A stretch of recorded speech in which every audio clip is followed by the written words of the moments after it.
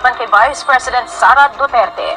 Ayon sa Secretary General ng grupo na si Raymond Palatino, nagpapatuloy pa ang drafting sa reklamo kasunod ng mga impormasyon na lumabas sa mga pagdinig sa Kongreso.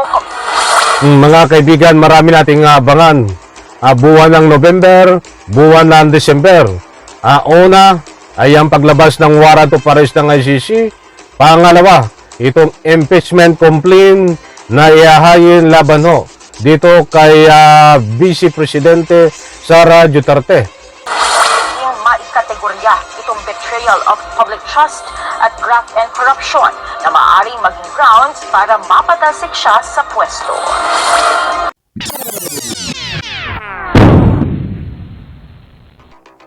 Alright, welcome back to my YouTube channel. I'm Andy's Vlog.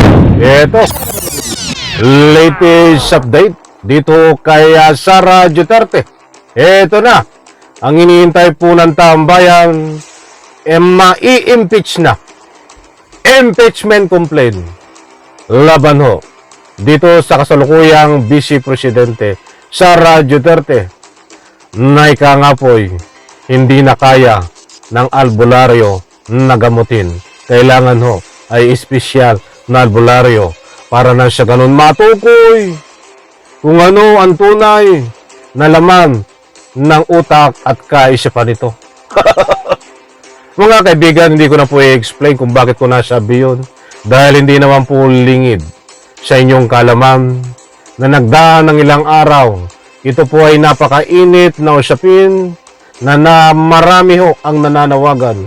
Taong bayan, congressman, ilang senador na kung pwede ito ay magpagamot na nandahil sa kanyang mga galawan ho na isang ika nga po ang kanyang mga galaw ay hindi na po kanais-nais bilang isang Vice Presidente in one word. Mantakin mo, mamumugot ng ulo, diba? Mantakan mo, gustong maging supporterera, at maguhukay ho ng bangkay ng ama ng kasalukuyang Pangulong Bongbong Marcos at itatapon sa West Philippine Sea. Kaya ang panawagan ng taong bayan, magpagamot sa pinakamalapit na pagamutan nito. Ganyan din ang panawagan ng ilang senador at ilang congressman. Nako. But ito mga kaibigan, ay magkakaroon po ng pagpapile ng impeachment complaint laban ho dito kay Vice Presidente Sara Duterte. Nako. Matagal ho itong iniintay ng taong bayan, mga kaibigan. At alam po naman natin na itong si Sara Duterte ay napakadami ho ng mga katanungan na nababalot ho sa kanyang pagkatao, subalit matapang pa ho. Matapang nangihingi na ng budget, ay matapang pa at ayaw niyang mag-explain kung saan gagastusin yung mga budget na nakapaloob dun sa kanyang mga hinihingi. Ayaw niyang i-explain at in-explain yung iba, subalit hindi tama ho. Pawang kasinungalingan ang mga nakapaloob. At siyempre, about confidential fund na milyones. Hindi ko na sasabihin ang exact amount, milyones na pera ho. Confidential fund na hindi rin ho maipaliwanag, mga mahal kong taga-subaybay. Matapang pa nga ho nagagalit pagpapaliwanagin.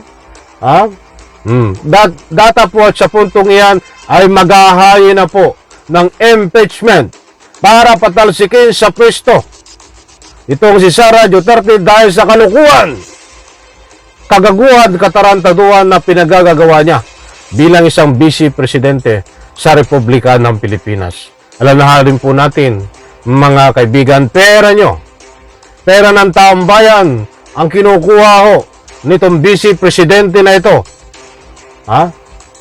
At nang sa ganun ho, ang kinakatuwera niya ay ginastos sa tamang paraan, ba't wala naman pong maibigay na katunayan kung saan ginastos at gagastusin ang maliwanag ho. Ay siyempre, kukunin niya yan pansarili na niya yan. Ayun naman po ang maliwanag eh. Diretsahan tayo. Eto, mga kaibigan, ang latest update sa kanya. Hello, shout out po sa lahat. Plano ng grupong Bagong Alyansa Makabayan o Bayan na ihain sa susunod na buwan ng impeachment complaint laban kay Vice President Sara Duterte. Ayon sa Secretary General ng grupo na si Raymond Palatino, nagpapatuloy pa ang drafting sa reklamo kasunod ng mga impormasyon na lumabas sa mga pagdinig sa Kongreso. Mga kaibigan, marami nating abangan. Buwan ng November, buwan ng December.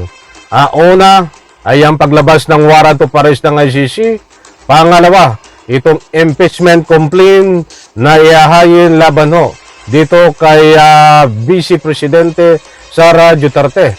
Nandiyan po ang mga dahilan kung bakit sa susunod na buwan pa iahayin dahil inaayos pa ang ilang mga karagdagan na matitibay na ebidensya para mapatalsik sa pamamagitan ng impeachment complaint itong si Sara Duterte. Nako ho, ito ay lalong hindi na makayanan ang mga sitwasyon na nangyayari sa kanya.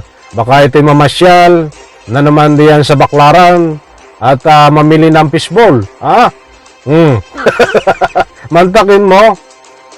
Bibili ka lang ng ilang pirasong fishball. Ang bodyguard mo ay isang damakmak. Nasaan na nga logic doon? Buti kung napadaan ka lang, bababa ka, bibili ka ng fishball, ay galing ka sa bahay mo. Tapos ang sandamakmak ang bodyguard mo, bibili ka ng fishball. At ang gusto kong ipunto mga kaibigan taong bayan ang nagpapasweldo sa ika nga po mga bodyguard mo. Gamitin mo ang bodyguard mo sa kapakanan ng taong bayan, kapakipakinabang ng taong bayan. Hindi yung bibili ka lang ng fishball. Magkano ginagastos sa bodyguard mo tuwing lalakad ka? Bibili ka ng fishball lang. Anak ng katakot-takot ito. Kaugnay ng paggamit ng pondo ng Office of the Vice President of the Department of Education noong si VP Sara pa ang nagsisilbing kalihim ng kagawaran. Git ng grupo nakagawa ng impeachable offense si VP Sara dahil sa umano'y hindi maipaliwanag na paggasta sa pondo na ng kanyang opisina at ng DepEd sa mga nakalipas na taon. Nila maaari. Maliwanag po mga kaibigan hindi ako ang may sabi. Ayon dito sa ilang mambabatas, napakarami ho ng ground para ma-impeach, mapatalsik sa pwesto itong si Sara Duterte. Bago tayo magpatuloy mga kaibigan, mga mahal, kung taga-subaybay, gusto ko pong hingin ang inyong any reaction. Pabor po ba kayo na ma-impeach itong si Sara Duterte? Diyan po sa comment section, may kalayaan po kayong magbigay ng anumang public opinion. Bashers man o hindi, sa akin po walang problema. Diyan po sa comment section, lahat po kayo ay mga komento po ay hindi po tayo hinaharang yan. Pwede po kayong magbigay lahat ng anumang reaksyon, mga mahal kong taga-subaybay. Yung maikategorya itong betrayal of public trust at graft and corruption na maaaring maging grounds para mapatalsik siya sa pwesto. We are drafting the complaint. The preparation is ongoing. And we hope to file this soon kapag meron tayong sapat na patayan at ebidensya na makakuha. So, people's organizations, anti-corruption stakeholders, matandaan po natin, soon. Talagang soon malapit na ho sa katotohanan. Itong pagpapile ng impeachment complaint, mga mahal kong taga-subaybay. Kaya't kabang-abang ho ito. Nako, maganda ho itong panimula na ito dahil kawawa ho dito ang taong bayan. Mga nagbabayag na ng mga tax. Huwag nyo pong sabihin, huwag nyo pong maliitin ang kapwa ko mahihirap na hindi kayo nagbabayad ng tax. Isipin nyo kung kayo ay bumibili ng anumang pagkain, yung mga pang-araw-araw. May patong mga batyan, bumibili kayo ng sardinas, nagagasolina kayo, o bumibili kayo ng anumang inumin na may inom, nakapakipakinabang, kumakain po kayo sa paminsan-minsan Diyan no sa mga kainan na may patong na bat. Ha?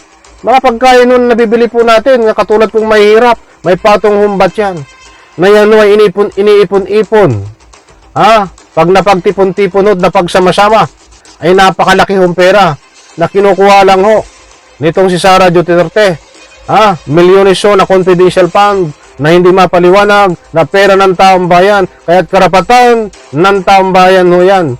Na ika nga po ang inyong panawagan na itong si Sara Duterte ay kailangan bumaba sa pisto, at kung hindi ho bumaba sa pisto ay magkakaroon po ng impeachment complaint laban sa kanya. At isa pa, ang kanyang pag-iisip, ay ang dami pong panawagan na yung kanyang sa pamagitan na hindi maganda ang kanyang galawan, ang takbo ng kanyang isip, ay hindi po ito kailangan, dapat walang kapasidad ang kanyang pag-iisip na manungkulang bilang isang vice presidente. Nako ho, yan ang sarap magbigay ng anumang komento eh. Nakukulangin po tayo sa oras. Ito pa. Advocates of good governance. Samantala, wala pang inilalabas sa bagong pahayag si VP Sara tungkol sa issue. Ngunit una na nitong sinabi na matagal na niyang inaasahan ang impeachment case na ikinakasal laban sa kanya ng mga kritiko at kalaban sa politika. Lumang tugtugin na yan. Gasgas na yan, Sara Duterte. Yan laging katuwiran pag kayo ay pinupuna, ang sasabihin nyo ay kalaban sa politiko. At isang demolition job. Lumang tugtugin na yan eh. Ganyan ang mga katuwiran noon ni Bato, ni Sara Duterte at iba pang kakampi nila na tuwing pupunahin ho at tuwing bibigyan ng aksyon ang mga kalokohan na ginagawa ho nila. Ang sinasabi, demolition job. Kalaban sa politiko. Nako, lumang tugtugin na yan. Kung nasa ngayon si Sara Duterte, nandiyan no, nagkukulong sa kwarto. Na ika nga po'y nag-iisip, nagmumuni-muni. Na siya ay malapit ng ika nga po'y mapatalsik. Diyan bilang isang vice presidente. Okay, alright mga kaibigan, yan po ang latest update tungkol dito sa impeachment complaint. Hindi po ito fake news. Magpasalamat po tayo dahil kawawa po ang taong bayan. Kung patuloy at patuloy na magsisilbi ho ito sa ating Republika ng Pilipinas. Tama na ho, sobra na. Ilang taon ho itong nanilbihan si Sara Duterte. Ba't hindi niya ho maibigay ang tunay at tapat na magsilbi sa ating Republika ng Pilipinas at sa taong bayan? Ang pinapakita niya ho ay hindi kagandahang asal sa ating Republika ng Pilipinas. Pambabastos sa taong bayan. Pambabastos sa ating rule of law. Bakit ko po nasabi? Ang mga ginagawa po na dapat pag-question sa kanya ay hindi po siyang ma-question. Pambabastos! Kung ano man ang mayroon pong pinatutupad tayo sa ating Republika ng Pilipinas. Binastos mo ang Pilipinas, binastos mo ang taong bayan. Mga kaibigan, sa susunod po natin vlog, bibigyan ko po kayo na pang complete details dito. Maraming salamat, pagpalain po tayo lahat. Sabay-sabay po nating i-like ang video na ito. Please subscribe. Bye-bye. Palakpak.